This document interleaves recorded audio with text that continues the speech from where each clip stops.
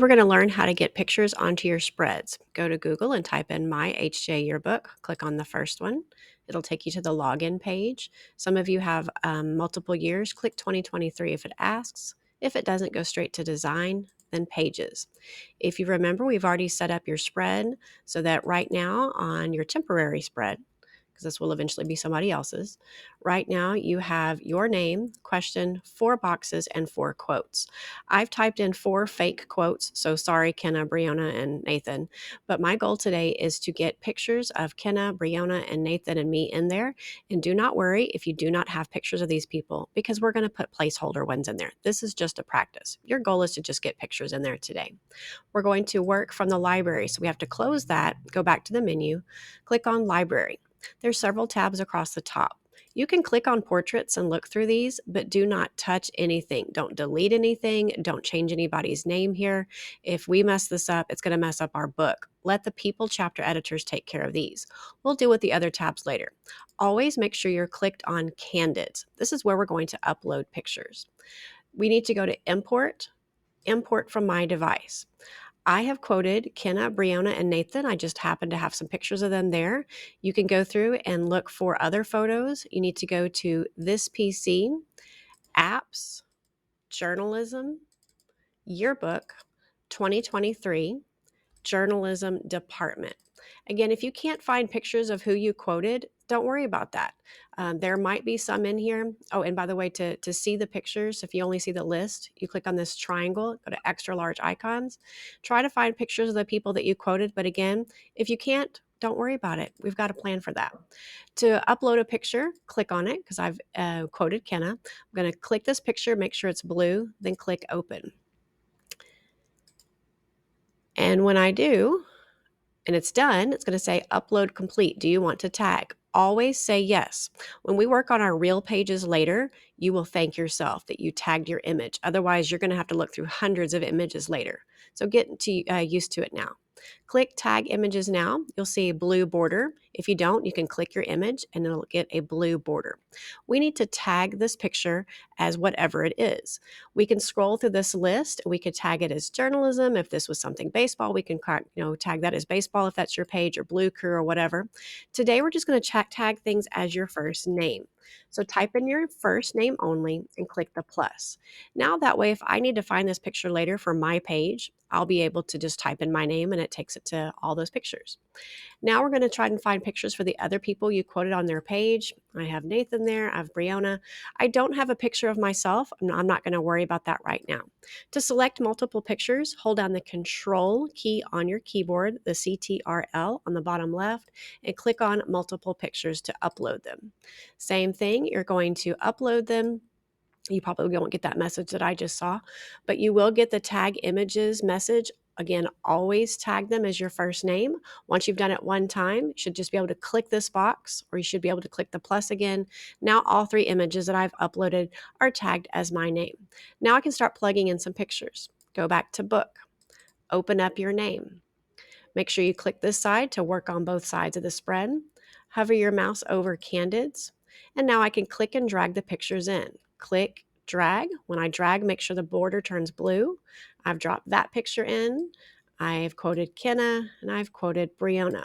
Now we're going to zoom in and edit the pictures. To zoom in, there's many different ways. You can use this. You can use this over here. I like shortcuts. I'm going to use my keyboard and go Control plus plus plus. When you need to adjust or crop a picture, you double click it. Then it gives you a menu, and you can move this picture left or right, up or down within the frame. If it was sideways, you can rotate it around. This puts it completely in the frame vertically. This one is completely in the frame horizontally. This one, if you change your mind, you can click it and it goes away. But really, it's easier just to take another picture and drop it in there. You can drag and drop as many pictures on top of it as you want to, and the other one replaces it. It is too small for this. I've quoted Nathan. I want to try and get just his picture. So I'm going to double click it and grab the corners and concentrate just on him. When you get this yellow triangle, that means that the quality of the image is starting to become pixelated. I wouldn't necessarily say we can't use this image. The reason why it's pixelated is because it was photographed with a phone, and phones do not have very high quality pictures. But I wouldn't say don't use this picture. It's probably going to be fine. Ask me or your editors to see if they can test it out with a high quality print to see if it's okay. But don't worry if you get a yellow triangle right now. And then if I wanted to spend the time, I would go through and crop down on everybody else. You'll notice I do not have a picture of myself, and that's totally fine. Look down here, you'll see all the pictures that everybody else has uploaded. I don't care what you put in here, okay? This is not me, obviously. It's fine. I just want to see that you can have 4 pictures in the 4 boxes. To put it back in the main screen, my shortcut is Control-0. I now have 4 photos in the squares, and I have 4 quotes. A few more things I want to show you. If you click on an image, you can double click for the shortcuts. You can also do some more stuff if it's highlighted under object. Let's look. If we have things stacked on top of each other, you can send things forward and backwards. Effects like transparency and drop shadow don't really fit our theme this year, but that's where they're located. You can lock an object, which means I cannot move this or edit this at all anymore. And that's great for when you know you're for sure done with something to where it doesn't accidentally get moved. Crop image takes me to that same shortcut as earlier. Find image is important for when we start, excuse me, putting photo buys. You won't have to for this one, but for your real pages, every photograph needs to say who the person was that took the picture. And when I was uploading these, I didn't pay attention to who the photographers were. When you go to Object, Find Image, it'll pop up over here. I can click the 2 arrows on the right hand side, and it will tell me sometimes under file name, photo by the person's name. This one happened to be named very nicely, Varsity Football versus Temple, probably had the date on it by the photographer's name. I just can't see that right here, but this at least gives me a place to go look and see what folder it's in so I can identify the photographer later. Also under object are things like flip image. Never use that. If we flip this image or any of the others, all of the text would be backwards. Never ever use that. You can remove image from frame, or actually you can clear your entire spread by clicking either of these. We usually don't use those. Another thing I want you to do is go to View, Show Grid. This is going to be important on our real pages when we go to line things up. This unit of measurement, the square, is called 1 pica. These are nicely 2 picas apart. That helps us line things up. Another thing that you can do is go to View, Show Swiss Grid. These are basically column guides. We're going to definitely use these when we design your actual pages. You can turn them off and on underneath View. They do not print. They're there to just help us line things up. The last thing I want you to do is to place in a cutout picture. To see all of the photos again, you can go to Reset All, and then you can go in and type in your name so that you see the pictures that just you have been tagged on, are the ones that you want to use for your page. Again, if we're working on our real pages, don't tag them as your name, tag them as baseball or pals or blue crew or whatever it is you're working on. Today we're just doing this practice page, so that's why we have our first name. So these are all the ones that I've tagged as my first name. The ones that say in use means that they're being used somewhere in the book, and the ones without are currently available. You can use for today's practice anything, but on your real pages, if you were working on the volleyball page and it already said in use and you weren't using it, you need to go find out who is and why they're using it. They may have already called dibs on that. So be careful to not use anything already in use without good reason. Last thing I want to do is show you a really neat editing program. If you click on a picture or double click a picture, you see some cropping and some basic editing things here. But over here is where we have a lot of options for adjusting images. It's the one that looks like a pencil. So one of your pictures on your page, over here on the right, click the pencil in the box. It takes us to Canva, which is partnered with Herff Jones for photo editing. Once it loads, click Edit Image, and from here, Adjustments. This is where we can change the brightness, contrast, color saturation, and a few other things. They'll only do this if your picture is very dark or very bright. In most cases, like I explained the other day, Herff Jones color corrects each of our pictures. So don't worry about this stuff unless your picture is really, really dark or really, really bright. The next thing is one of my favorite things that Herff Jones and Canva does together. I want to show you how to do a cutout picture. Choose any of your photos. It doesn't matter which one it is when I work with this one because it's a lot of fun. Again, that's not me, and that's okay. I'm going to show you how to cut the background out of this photograph.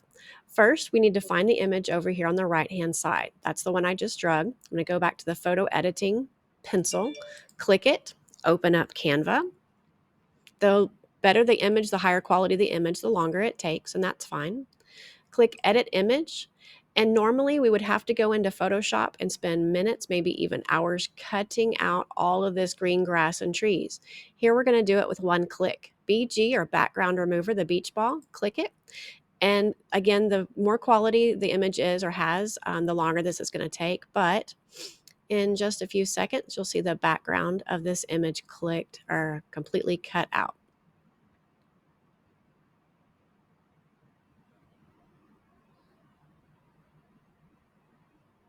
Of course, it's going to be slow today because I'm recording.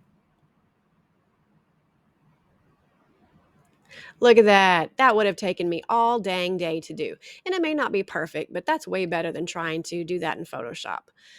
The only thing that you have to watch for is you can't click publish from here. There's one more step. I get so excited I hit publish and I always forget. Click apply down here. That way it saves that image as a copy. And then after you hit apply, then you can click publish. Back in InDesign or eDesign, it's going to take a minute to load that new cutout image. Usually gives you a nice quote here to entertain you while you wait.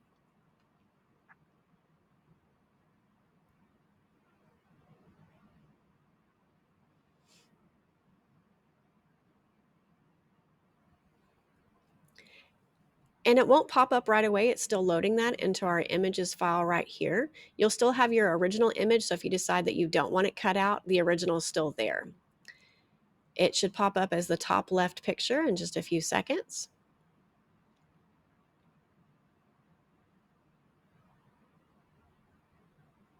There it is. It'll be a purple box first, then you're going to see the image with it cut out. Instead of putting it here, I want these to be normal square pictures. I want you to click and drag it over here into this blank space. Then I want you to grab the corners and make this as big as possible. Don't worry if it does anything about yellow triangles.